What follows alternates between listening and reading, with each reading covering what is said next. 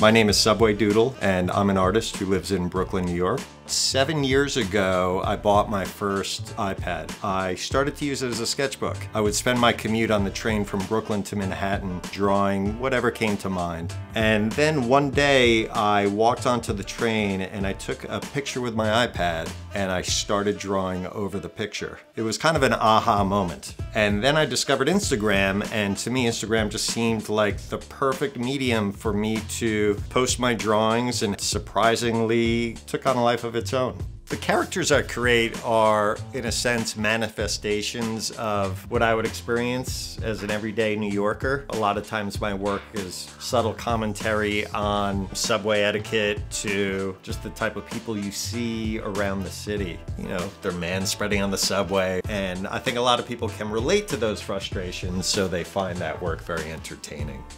The inspiration can come from anywhere. Sometimes I will see something and instantly say in my head, that's a doodle, because I envision my creatures as almost living in these places. One of my favorite pieces, which is a blue kind of crunched up, looking all depressed under the Washington Square arch, was just simply I was on my way to the dentist and I stopped and took that picture, and I had that sudden inspiration of, that is the perfect spot to put somebody. You know, I always get asked about these creatures and how they actually exist in our world. The way I see them is that they are real and they're just part of the population of New York City.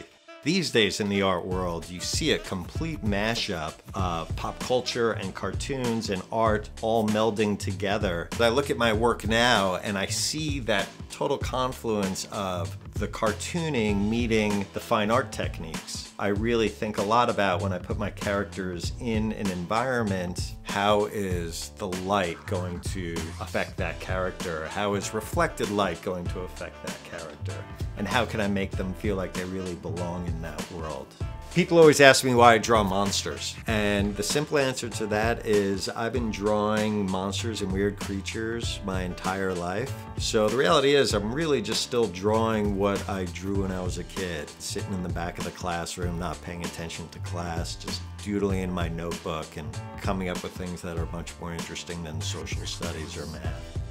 You know, the messages and comments that I love the most are when people just simply say, you know, your work makes me smile. That to me makes it all worth it. You know, the characters themselves, right now they just live in my head. One day, hopefully they'll live in the real world, but I think, you know, genetic science has to come a lot farther for that to happen.